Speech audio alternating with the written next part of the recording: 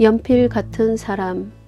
주일 오후 유치부 꼬마아이가 지우개가 달린 뭉툭한 연필을 연필깎이로 깎으면서 마냥 신나했다. 환한 얼굴로 연필을 깎는 아이를 물끄러미 지켜보는데 한 할머니가 손자에게 연필 같은 사람이 되라고 들려주던 교훈이 떠올랐다. 연필에는 5가지 특징이 있어. 그걸 내 것으로 할 수 있다면 조화로운 삶을 살 수 있을 게야. 첫 번째 특징은 말이다. 내가 장차 커서 큰일을 하게 될 수도 있겠지. 그때 연필을 이끄는 손과 같은 존재가 내게 있음을 알려주는 거란다. 명심하렴. 우리는 그 존재를 신이라고 부르지. 그분은 언제나 너를 당신 뜻대로 인도하신단다.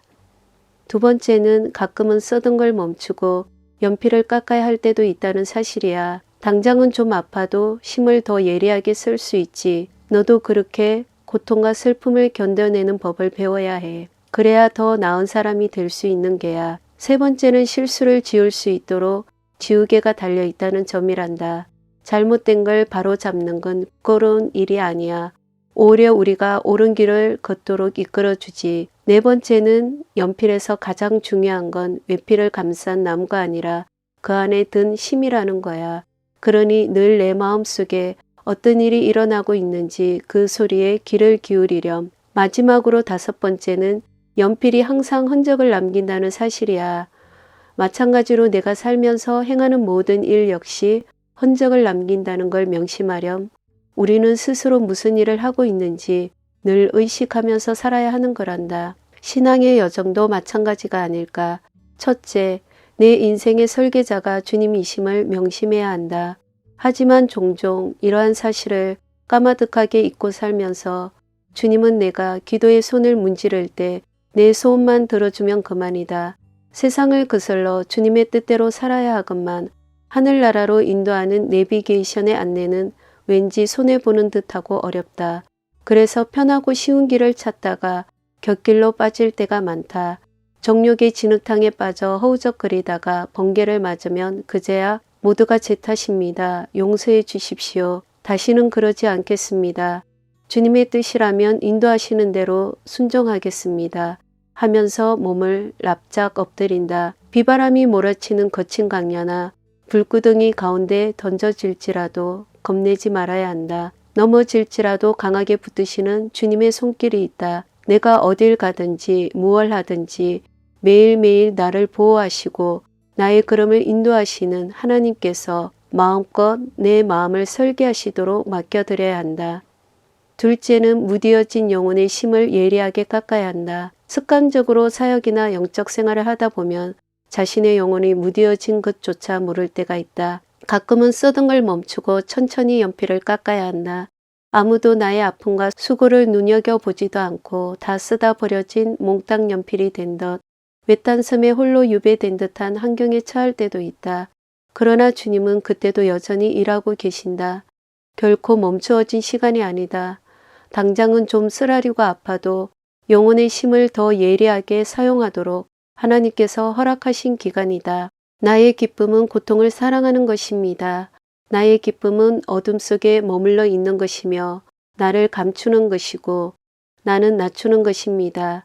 나의 기쁨은 유일한 나의 사랑이신 예수님의 거룩한 뜻입니다. 나의 기쁨은 작은 자로 남아있는 것입니다. 때때로 눈물을 흘릴지라도 나의 기쁨은 이 눈물을 잘 감추는 것입니다. 오, 꽃들로 고통을 가릴 줄 알 때 고통은 어쩜 그리 매력이 있는지요. 나의 기쁨은 내 마음이 유배되었을 때 생긋 웃는 마음을 보는 것입니다. 소아 테레사의 고백처럼 홀로 유배된 것 같은 아픔 속에서도 미소를 보일 수 있다면 얼마나 좋으랴. 마음이 불안하면 연필이 잘 깎이지 않는다. 투박하기 그지없다. 칼은 도끼질하듯 연필을 깎아낸다. 그리고는 마무리도 없다. 그냥 연필심만 보이면 끝이다. 거친 강야길에서 감정과 환경에 따라 나의 영혼을 투박하게 깎고 있지는 않은지 예리한 밝은 빛 말씀의 칼은 갈지도 않은 채 대충 흉내만 내는 바리새인은 아닌지 깊이 돌아봐야 할 때다. 보라 내가 너로 이가 날카로운 새 타작 기계를 삼으리니 내가 산들을 쳐서 부스러기를 만들 것이며 작은 산들로 겨 같게 할 것이라. 날카로운 하나님의 새 도구가 되기 위하여 고통과 슬픔을 견뎌내는 법을 배워야 한다. 그래야 더 나은 사람이 될 수 있다. 연필심이 따르면 깎고 또 깎고 하는 것처럼 길고 긴 강야길에서 거친 모래바람에 따라 무뎌진 영혼의 심을 깎고 또 깎아야 한다. 때로는 연필심이 툭 하고 부러지듯 처음부터 다시 시작해야 하는 고통의 시간도 인내로 감내해야 한다. 그 누구도 닳지 않는 심은 없다. 그러기에 끊임없이 깎이는 아픔을 겪는 것은 당연한 것이리라. 셋째는 자주 실수하는 나를 위로하자. 누구나 완벽한 이는 없다. 수많은 실수를 거듭한다. 하지만 자신의 실수를 쉽사리 인정하지 않으려는 자존심이 가장 큰 걸림돌이다. 잘못된 것을 솔직히 인정하고 고개를 숙이는 것은 결코 부끄러운 일이 아니다. 도리어 자신의 실수를 꽁꽁 숨기려다가 더 큰 낭패를 당하게 된다. 다른 사람이 나의 실수와 부족한 점을 가시로 꼭꼭 찔러댈 때 변명하지 말자. 이는 나를 올바른 길로 인도하는 모약이다. 겸손이란 나는 실수투성이라고 생각하거나 고백하는 데 있지 않습니다. 겸손은 다른 사람들이 그렇게 생각하고 말할 때 기쁘게 받아들이는 것입니다. 라고 테레사는 말한다.